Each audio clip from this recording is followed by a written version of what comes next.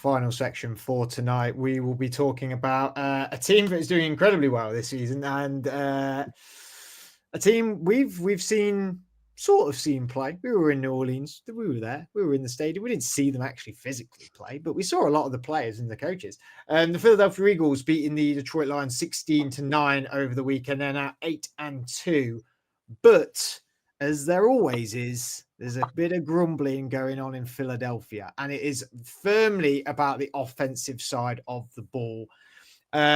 Yes, they are 8-2, but visually, when we're watching them, it ain't looking all that great on the offense. And obviously, every team wants to dominate the opposition. The Philadelphia Eagles fans are not happy unless they dominate everybody. And therefore, they think that there needs to be a massive offensive change. And Gareth, our guys here at the Franchise Tag is an Eagles fan, and he's been banging the drum for that all the seasons, that they need to change up their offensive coordinator, Kevin Patullo, who's been at the Eagles since 2021. It is a first-time offensive coordinator, though, Adam. Is this just a bunch of hot air, or is there something about this? Look, I mean, they're clearly struggling to put points up against good teams, or more to the point, good defenses. I think that is clearly what the issue is here. I mean, they only got 16 against the Lions last week, only 10 against Green Bay. They 17 against the Broncos. These are some. Only got 31 on the books, who are a pretty all right defense. Yeah, I mean, they did put 33 on the Rams, but that was week 3. They did. So look, I mean, it feels like it's not been great over the last couple of weeks, but they did. I mean, it's not.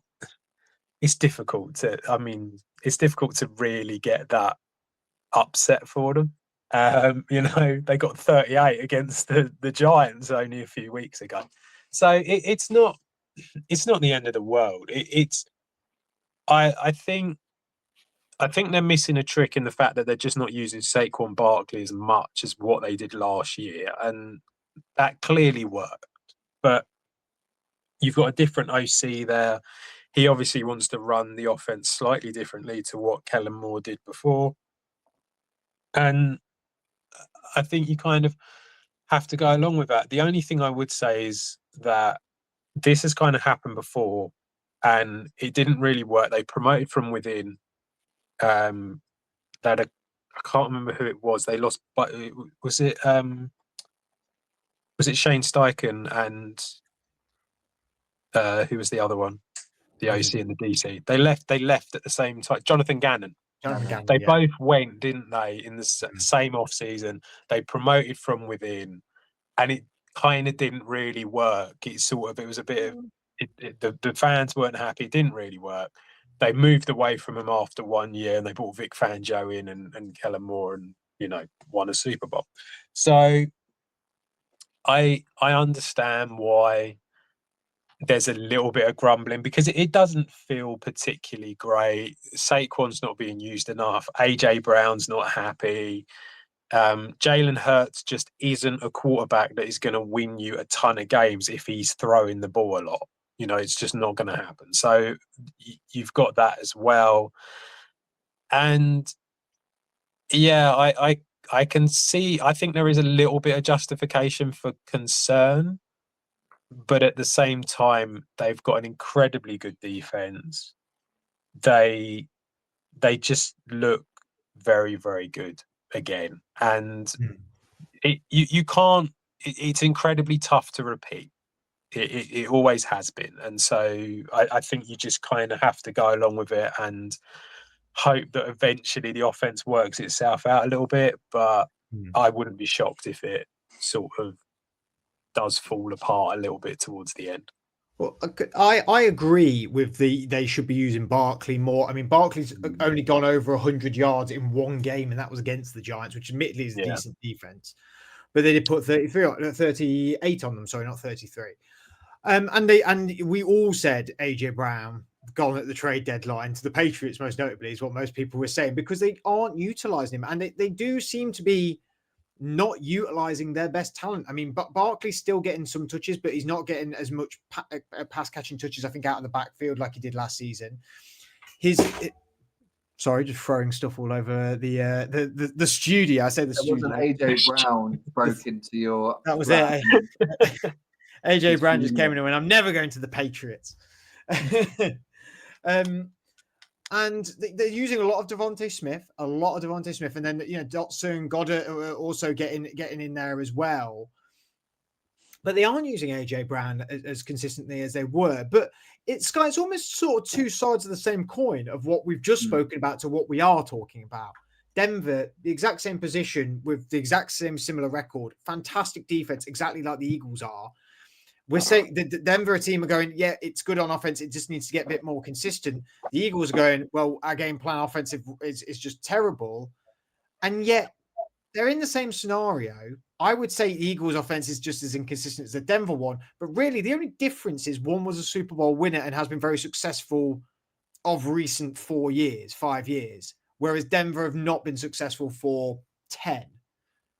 Is it more of a this is our standard, and you shouldn't lower your standard, you shouldn't at all, but you're not going to dominate year on year. Yeah, I actually think that's a really interesting point because it's like a fan base thing. Like the Broncos have never really been known for explosive offenses. I mean, even when John Elway was winning Super Bowls, it was Davis running the ball, and I think the Eagles, as we know, they've had Randall Cunningham, Michael Vick. They've had eras of like high flying, fly Eagles fly and all that. So they do have a thing about them where they want to air it out and see great offensive explosive plays. And the thing is, as much as everyone is, I think, a little bit 50-50 on their opinion of Jalen Hurts as a quarterback, he does always step up in the playoffs. So we have seen him air it out. I just think it's Adam said it with the change of offensive coordinator. It's just a classic case of Kellen Moore, who's probably on, they might not be the worst team now, but at points this season, the Saints have been the worst team in the league, but he's still got things going weirdly with that offense at times. And to lose that, I think it's also seen the coaching staff now as a collective. I know you guys were saying that Barkley should probably have more touches, but he's had the groin injury, and I think they wore him into the ground last year, and they knew they were going to get a ring out of it. And it's almost like, well, if we do it anymore, he might actually end up hurt even worse. Because last year they were passing it and then running it with him to convert, whereas this year they're almost being too conservative, and their third down percentage is from 40.3% to 34.9%. So last year, at the end of the season, they were 11th in converting on third down. This year, they're 27th. And at times, they've been near last. So I think it's just a balance of bad play calling. Dickerson and Johnson, the tackles haven't been as good. That probably also factors into not wanting to run the ball because it's not as easy to do so. But yes, Fred, I think it's more just like, it's just different fan bases in the league and different expectations of what you want from your team. And the Eagles are always going to have this, I don't know, this I don't know what the thing I'm looking for, but they just feel like that they should have an high-flying offense. And now that Kellen Moore's gone, I think they just have to come with the reality of they have got an aging offense as well. And they're not utilizing the right guys for various different reasons. I think it's, like I said, like it's just a standard. And when you see a standard of very high play from your team, and this is me drawing away from, this is me not being critical of the Eagles fans here. I think when you see how good your team was, and then we go the next season, I suppose, you think that is going to maintain the level. And I don't know. I don't remember. I could be unfair in this though. I don't remember being there that much rumblings about, well, we're a bit worried about how our offense is going to look because Kellen Moore's gone and we've promoted within and we brought in Kevin Patullo coming in. But there was huge amount of, well, Ben Johnson and Aaron Glenn are both gone from the Detroit Lions. I wonder what they're going to look like. I don't feel like that conversation was really had about the Eagles. I think because they retained pretty much all of their talent for the most part. A few guys on defense went away and we all went, well, they're still pretty young. They were again, it's a recency bias. They were so dominant in the Super Bowl. but they really did nearly slip up against the Rams. And earlier in that season, they weren't all that good either. It was their defense that developed and got better, and their offense got better and got better. It wasn't flash bang straight away from the season straight off. So I think one of the biggest things I'm going to pull out of this was what Sky said, is that for all the criticism they can have about their offense, this offense has come up clutch in the playoffs quite consistently. And that maybe they're just one of them teams now that it's like, we don't care how we get. It's like what we've always said about the Chiefs. We don't care how we get to the playoffs, but when we get to the playoffs, that's when you got to worry about us. And I think you can put the Eagles in that sort of category now. I think the Chiefs are in there. I think the Eagles are in there. I think the Ravens could be there, so to speak. They just need, I think if they do a good run this year, you could argue that case. Historically, you can definitely argue the case. The Bills are a team, but when they've been in there, they do that. The Patriots as well in history. But of recent, I'd say them and the Eagles and the Chiefs are the teams that you go in there, and the Rams actually would be the three teams where I go, I don't care how I get to the playoffs, but when we get to the playoffs, that's when we're going to perform. And I don't know. I just think, you're running away with the NFC North. You're nearly top of the NFC in general. It's a little bit uninspiring on offense, admittedly, but you look at the schedule now. I mean, you're at Dallas. I think you're probably going to hold Dallas in check. You're then against Chicago. You host Chicago. I think you beat them. You're then at LA. You probably beat them. You host the Raiders. You beat them. You're at Washington. You beat them. You're then at Buffalo. That's probably the litmus test, really. That's probably going to be the ones because the Buffalo defense has been pretty decent, not amazing, but pretty decent. Maybe the Chargers actually might be a bit of a litmus test for them, and then you end on the Commanders as well. So no doubt in my brain that these guys win the NFC North, and for most teams, winning your division and then going in probably winning one or two playoffs, you would be satisfactory. But this Eagles team, the fan base and that organization demands more, and I'm okay with that. When you've had a recent history like you've had where you're getting to Super Bowls and getting to NFC championships, I think that's okay for you. Hold yourself to a higher standard than everybody else. I think that's more than fine. And therefore, when you are upset by the offensive coordinator from the neutral standpoint, I go, well, you've had it so good. It's always going to be a little bit bad at some points. But you've been great all the time. That is the standard. And unfortunately, Barkley isn't playing as well this year. AJ Brown's just getting not used at all, much to, I think, the fan base upset as well as AJ Brown's upset. Do you think, do either of you think there's any risk? Let's say they lose 2 of the next 4 games, 3 of the next 4 games. Let's say they lose to the Cowboys, the Bears, and the Chargers. I still think they beat the Raiders. Do you think there's any risk? There's any risk that they'll move off of Patullo? No, not during the season. No. You don't think so? Not now. I think this is the thing. I think you've got what you've got now, and it's like you go along with it. And this is why, like I was saying, I think to a certain extent they're just going to have to deal with it and sort of like get through it, and then it wouldn't. But like I say, it wouldn't shock me if it doesn't go all 100% great in the playoffs, and then you get rid of him at the end of the season. But yeah, I mean, I'd be amazed if they lost 3 out of the next 4. I think when you look at it, to me, the Chargers away, the Bills away, they're the 2 tough ones. The rest of it, yeah, okay, the Cowboys looking a bit better on offense, but I think the Eagles should be able to do that, and they should be able to beat the rest of them. So it is kind of them 2 games. They lose them 2 games, they easily win the NFC East, and they probably take the conference, I would have thought. So so you're the number 1 seed, and you just sort of think to yourself, so you're going to go, okay, yeah, it's not been as great as what it was, but you're still the number 1 seed in the NFC. So and you're going to be at home the whole way. Exactly. And the other thing is, you look at the betting companies; they've got them as the favourites to win the Super Bowl. And they know what they're doing. They're not stupid. That's why they got them as favourites. So it's like, chances are,